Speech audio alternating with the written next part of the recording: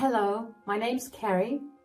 I'm a 35-year-old woman who's been through a lot these last few years thanks to my no good ex-husband.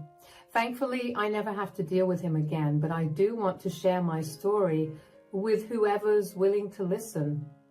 I met my ex-husband Cooper when we were in college. We attended a community college because neither of us had the funds to go to a better university, and neither of us came from wealthy families. Right off the bat, we related to our struggles growing up in a way that made me feel very seen and understood, which was something I didn't get to experience much considering I was the middle child in my family. Anyway, Cooper and I dated throughout college, and after we graduated, we moved into an apartment together. Now, I took care of a huge portion of the bills because Cooper couldn't seem to find himself a job. I tried my best to help him out, but the jobs I found were either not up to his standards or too much work. I didn't complain about having to shoulder most of the bills because I loved Cooper, and I thought that he was just at a stage in life where he was trying to figure things out. In hindsight, I should have seen the warning signs and run away immediately, but here I am. A year after we graduated and moved in together, I ended up pregnant. At this point, I was terrified. I didn't have the resources to take care of Cooper myself and the baby, but luckily, Cooper stepped up and showed me that he was capable of being a great father. He got a pretty decent job and worked hard to save up for the baby. After we found out the sex of our baby, we were having a baby boy. I guess we actually realized how drastically our lives were going to change. And that's when it hit us that we hadn't gotten married yet. So Cooper proposed to me and we had a courthouse marriage just a few days later. Even though it was nothing big or extravagant, didn't mean that it wasn't the best day of my life, at least back then.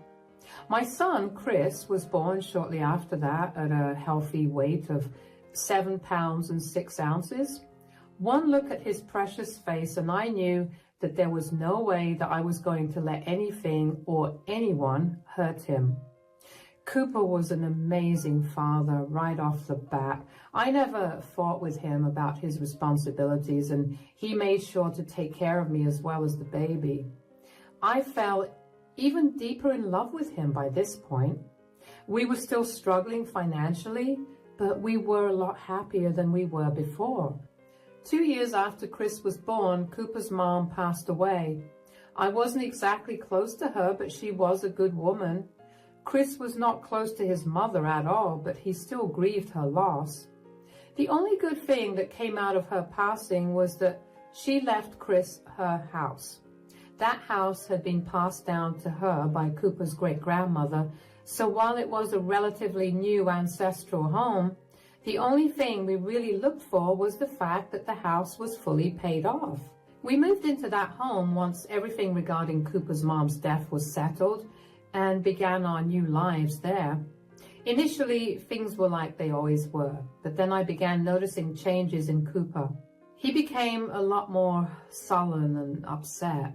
He refused to talk to me. He barely helped out with Chris. He would, in fact, just ignore Chris. Chris would scream and cry for his father, but Cooper would barely bother. At first, I thought that he was just grieving the loss of his mother and that maybe living in his childhood home was affecting him, but over time, I began to realize that those were just his usual behaviors coming back from before Chris was born, except that they were a lot more intense. Cooper lost his job pretty quickly and we were back to managing the house on a single income. I couldn't keep us afloat on just one paycheck, so I had to pick up a second job. I barely spoke to Cooper because I could feel anger and hatred festering in him, and I did not want that spilling over. I also didn't leave him because I was terrified of being a single mother and I didn't want to raise Chris in a broken home. I continued to work 2 jobs for 3 years until I'd had enough and told Cooper to get his act together and get a job or I would leave. Cooper took my threats seriously and found himself a job. It was just enough for him to cover our utility bills, so he told me he'd do that. Over the next 2 years, that was our arrangement. I thought we'd gotten through the worst, but little did I know that the worst was yet to come. Cooper began heavily drinking and smoking. The people at his new workplace would constantly take him out for drinks and smokes, and that bled into his home life as well. I did my best to deal with it and keep my son away from his messy father, but my breaking point came when I received an email that was a warning to pay off our electricity and water bills by the end of the month, or our electricity and water would be shut off. I flew into a rage that day. I used Cooper's laptop to check his bank transactions and found that he had been using all his pay for months to drink and gamble. He was in so much debt. I felt bile rise up at the sight of it. At that moment, I knew that I couldn't continue to be with him. So I quickly grabbed all my most important things and Chris's things and Chris before heading out. I was about an hour away from home when Cooper called me in a panic. "Carrie, where are you?" "I'm gone, Cooper. I do not want anything to do with you anymore." "What do you mean? What did I do?" "You did nothing, literally. If I continued to stay with you, we would all end up homeless. I can't have that happening." "What are you even talking about?" "You were supposed to pay off our utility bills. Tell me why I got an email telling me that we were 6 months overdue." "I can explain that. I didn't earn as much as I should have. Yet you earned enough to fund your drinking? You lied to me, Cooper, for months. I cannot keep doing this with you. I looked at your bank statements. You earned more than enough. You just chose to spend all the money on booze and your gambling addiction. I cannot let you destroy mine and our son's lives like that. You can't just up and leave one day. Where is Chris?" "He's safe with me." "You can't keep me away from my son that way." "Yes, I can. You're going to ruin him if he continues to be around you any longer. I don't want him to grow up thinking that the way you acted was normal and acceptable. Our boy should have a bright future ahead of him, and the only way he'll get that is if he's away from you. You know that you legally can't do that, right?" "I know, but I have enough proof of your inability to take care of him so I can have temporary custody of him until we figure out the divorce." "Divorce? Are you seriously going to divorce me over a few unpaid bills?" "Those few unpaid bills are in the thousands right now. I do not have that kind of money to pay it off. They're going to shut it down soon and I need to get out. I left a good portion of the bill payment on the countertop, but you're going to have to figure the rest of it out. I cannot let you be a part of my life ever again." "Isn't there any way we can talk about this? Do you really want our child growing up in a broken home?" "I only stayed with you because I didn't want that. If it was up to me, I would have left you 5 years ago. But now I realize that being a part of a broken home is better than watching your parents hate each other." "You've gone mad. I will not let you get custody of Chris." "You don't get to decide anything. If you really want to get equal custody of Chris, you need to get your act together. No judge or jury will let you have equal custody of your son when you barely earn anything. Drink like a fish and gamble away all your earnings." "Just you wait. I'm going to win custody of Chris, and then I'm going to make your life miserable." "I'd like to see you wake up and not drink immediately first." Bye. I had no idea where I was driving, but I knew that I needed to get away from Cooper. As long as he had no idea where I was, I wouldn't mind. I ended up calling a friend who was more than happy to let me put up at her place for as long as I needed to get back on my feet.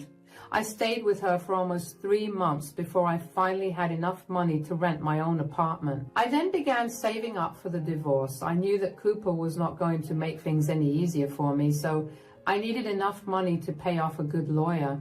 Thankfully, I managed to find a great lawyer who was willing to work for however much I could pay him.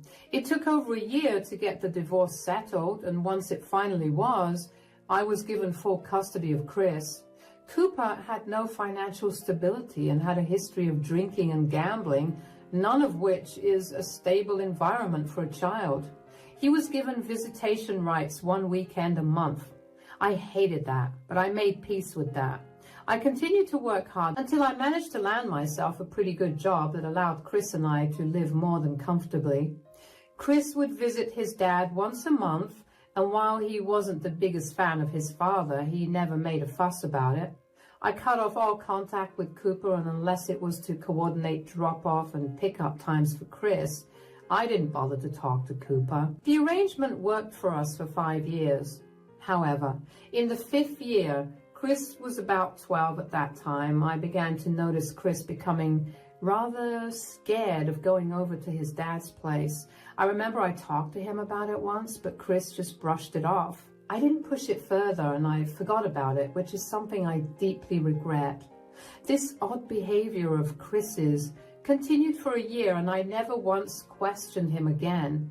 I did my best to be there for him, but he made sure to push me away all the time. One particular weekend, I dropped Chris off at his father's at around 5 in the evening. However, at midnight, I heard loud bangs on my front door. I was terrified, but one look at my Ring camera and I felt better. It was Chris. That ease was quickly washed away with worry about why he was at my place at that hour instead of his father's. I was even more alarmed when Chris lifted his head and I saw that he was crying. "Chris, sweetie, what are you doing here? Where's your father?" "Mom, oh my God, why are you crying? Are you hurt?" I'm not hurt. I just calm down, sweetie. Take a few deep breaths. You're okay. Mom's here with you. Take your time and tell me what happened. Come in and let me get you some hot chocolate. No, I need to tell you. Okay, sweetie, what is it? Please don't leave me alone with Dad again. What? Why? Did he do something to you? Mom, please don't be mad at me, but every time I went over to Dad's place, he would hit me. Look at my arms and legs. What? Oh my God, my darling. I could never be mad at you. Why did you not tell me though? Dad threatened to hurt me more if I told on him, and I didn't know what to do. I really wanted to tell you, but I was so scared. Oh, sweetie, I'm so glad that you came to me about this. I could never be mad at you about this, okay? I promise to take better care of you, but did something happen tonight that made you come running to me? Well, Dad always acted funny before he hit me, and I wanted to see what it was. Funny? What do you mean? He would come back home from work or wake up in the morning or whatever, and he'd behave normally. He would be nice to me and he'd crack jokes with me, but then he'd go into his room or he'd stay in the living room after I went up to my room, and then suddenly he'd become this angry monster. The tiniest thing would upset him enough to start beating me. Oh my God. Yes, so I decided to figure out what was wrong with him. I mean, his mood was shifting so fast that I knew that something must have been upsetting him. So I set up my phone tonight to record the living room where he was sitting. And that's when I found him doing this. Oh my God. Is that cocaine? What in the world? I don't know what that was, but I knew that it was a drug. I wanted to stay in my room, but I needed to get my phone back before Dad saw it. I went downstairs and Dad got mad at me for being up past 10, so he beat me up. I even caught that on the camera. But once Dad was done, I managed to get my phone back. I looked at the recording and managed to run away to you. Oh, sweetie, this is way too much for you to be dealing with. Don't worry about anything. I'll take care of this. But you definitely deserve hot chocolate tonight. Why don't you take a nice warm shower while I get that ready for you? Thank you for believing me, Mom. No, I'm sorry that I hadn't paid better attention to you. I'm sorry I couldn't protect you properly. I know you'll protect me with everything you have now, so it's okay. I'll go take that shower now. I felt so beyond ashamed of myself for not looking deeper into the signs. Chris had to go through so much just because I chose to turn a blind eye. I can't even put into words how much I hated Cooper at that moment. I wanted to go over to his place and rip him to shreds, but I knew that the right thing to do was to inform the authorities about Cooper's behavior and his drug use. Honestly, I would love to say that Cooper using drugs came as a shock to me, but it really did not. It seemed like a natural step after watching him use alcohol until he could barely stay up. I just hated that he put Chris in the middle of it all. After I made sure that Chris was doing better, I called the cops and explained my situation to them. I tried to get more information out of Chris just to make sure that I hadn't missed out on any important information, but Chris had nothing else to say. 15 minutes after I made the call, there was a knock on my door. There were 2 police officers standing there. I had Chris go up to his bedroom so I could talk to the officers. "Hi, ma'am. I'm Officer Calvin, and this is my partner, Officer Damon." "You called 911 about an emergency?" "Yes, my son. He was supposed to be at his father's house this weekend, but he ran away and came back here. When I asked him why, he told me that his father had been hitting him after doing drugs. I have no idea what kind of drugs, but they were definitely drugs." "Are you sure they were drugs, ma'am? And how do you know that drugs were involved in this?" "You and your son's father are divorced, right? How long has it been, and how old was your son at that time?" "Yes, my son's father and I got divorced 5 years ago. My son Chris was 7 years old at that time. And before you think about it, no, my son did not make up those stories. He showed me video evidence. He secretly recorded his father doing the drugs before his father hit him." "All right, can we see your son in the video?" "Of course. Chris, could you come down for a few minutes, sweetie?" "Yes, Mom. You called? Who are they?" "Sweetie, I called the police. I feel like they are the best ones to take care of this situation. They wanted to talk to you and to see the video you showed me." "Oh, yeah, of course. Here's the video that I took." "That's your father?" "Yes, sir." "When did you take this video?"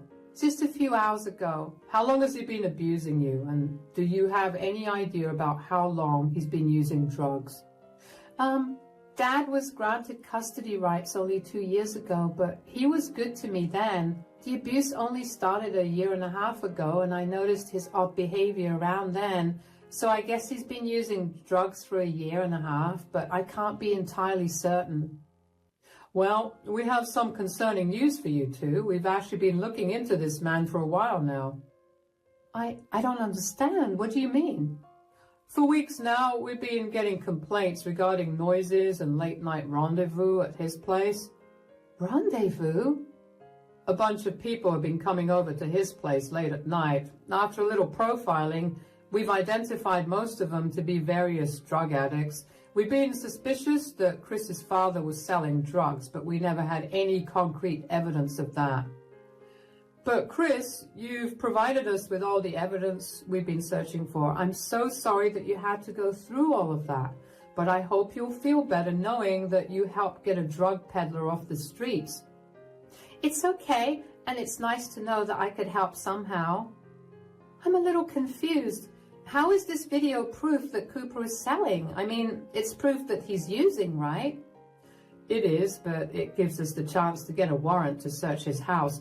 And I'm sure when we'll search his house, we'll find something. The warrant will be ready in an hour."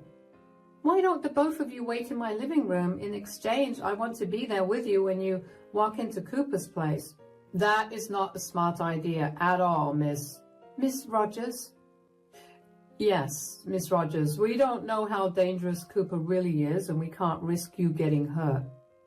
"I won't get hurt. I promise to not step foot in his home. I just want to talk to him. He laid his hands on my son, and I do not want to let him go scot-free that way. Please, I'm begging you." "Fine, but you cannot set foot into the house at all. At any sign of aggression from Cooper, we will pull you out of the situation. Do you understand?" "Absolutely." My heart was racing. Yeah, I expected Cooper to do drugs, but I never once thought he'd start selling or just in general doing very illegal things. I only got more terrified when I realized that Cooper had endangered Chris by bringing drug addicts into the house while Chris was there. I'm not one to be prejudiced against drug addicts. I recognize that it's a genuine disease. But what I do not agree with is exposing kids to adults who are unable to function because of how strung out they are. While we waited for the warrant to get approved, the police officers sat in my living room while my mind raced with all the ways that Chris had been endangered. I couldn't help but be thankful to God that Chris was safe and alive. When the warrant came, I had Chris go to bed. I told him that I would be back as soon as everything was done and left with the officers. We got the warrant and drove as fast as possible to Cooper's place. Before we left the car, the officers, Calvin and Damon, reminded me that I was not going to be able to go into the house. I assured them that I just wanted to confront Cooper and surprise him with the fact that he had been caught. We waited in the car for about 10 minutes before we were joined by other squad cars that surrounded Cooper's place. Once everyone was in place, Officer Calvin and Officer Damon and I made our way to Cooper's door. When Cooper opened the door, he looked like he was strung out on multiple drugs, but the sight of the two officers immediately woke him up. "Carrie, what are you doing here? Why do you have two cops with you? If you're here to take Chris, you know that it's my time with him, and that is court-ordered. You have no right to bring these cops here."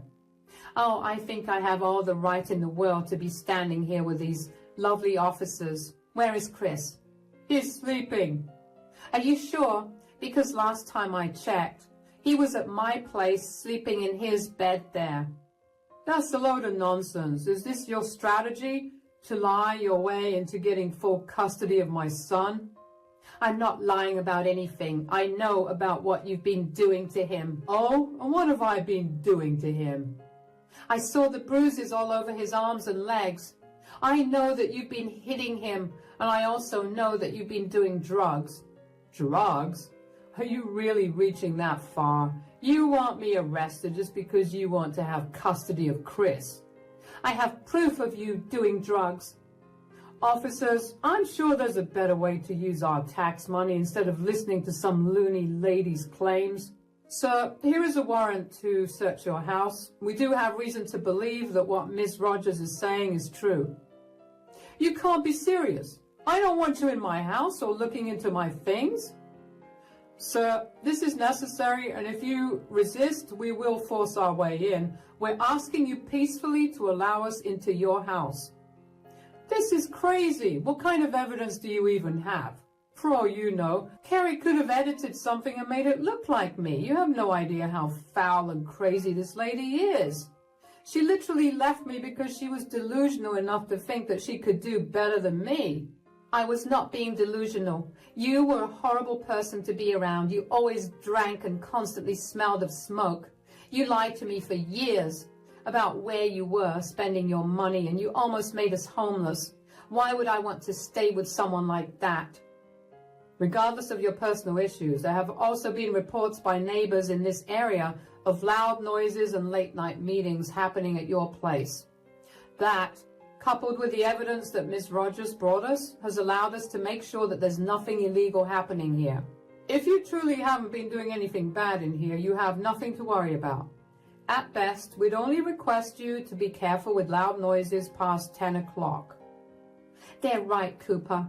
If you have nothing to hide, let them in." "This is not about me hiding things. This is about my privacy being invaded." "Sir, this is a warrant to search your house. Feel free to read it, but we have to do our duty. If you'll excuse us now." Damon pulled me further away from the house and made me sit in the police car. He told me to not get out of the car unless explicitly told so. I assured him that I would stay put, and Damon ran into the house to help the rest of his colleagues. The policemen were in there for a fairly long time, and with every minute that passed, my heart beat faster. I couldn't help but worry that Cooper had somehow managed to get rid of all the evidence of his crime and was going to make mine and Chris's lives hell once this was over. Luckily, when the cops came out, they had Cooper in handcuffs and a pretty big bag that looked heavy. They found a good amount of drugs in Cooper's house, and when the cops found it, Cooper tried to run away. In his attempt to run away from his fully surrounded house, he injured two officers, which was another offense. It was only after I saw the cop car with Cooper in it drive away that I finally managed to calm my heart rate. Damon and Calvin came back to the car and checked in on me before driving me back home. Chris had been awake, waiting for me. I gave him the biggest hug and let him know that his father was arrested and was going to be away for a long, long time. Chris was so relieved that he began crying. I couldn't even imagine the kind of joy that my child must have felt, and I couldn't help but wonder how messed up it was that Chris was happy that his father was gone. Cooper messed up big time, and he was going to pay for it. The following months were nothing short of tiring. The first thing that happened was that Cooper was charged with a felony and was sentenced to 20 years in prison for that. Assaulting 2 police officers landed him with an extra 2 years in prison. Abusing Chris landed him an extra year, and he was sentenced to a total of 23 years in prison. Cooper looked defeated during those court hearings. I wish I could say that I felt sorry for him, but all I felt was immense anger and hatred towards him for what he did to Chris. I wanted him put away for as long as possible. After that, though, I had to work out the custody rights of Chris. Since Cooper was a felon, his parental rights were forfeited, and I became the sole custodian of Chris. Chris and I were beyond ecstatic about it, and we even went to Chris's favorite restaurant to celebrate that. Other than having his parental rights revoked, Cooper's home was also taken in by the government because of his surmounting loans. Cooper was going to have a rough time when he came out of prison, and I couldn't have been happier about that. I made sure to put Chris into therapy, even though he told me almost 1,000,000 times that he was doing completely fine. I still wanted to double check. Besides, there's nothing wrong with a regular therapy appointment. Chris has only been thriving since I've gotten full custody of him, and I feel like I'm the happiest person alive because of it. It'll be a while before I stop being so overprotective of Chris, but I've put myself into therapy too, so I'll work through it. All that's left for Chris and I to do now is to live our lives the best way that we can. Thanks for listening.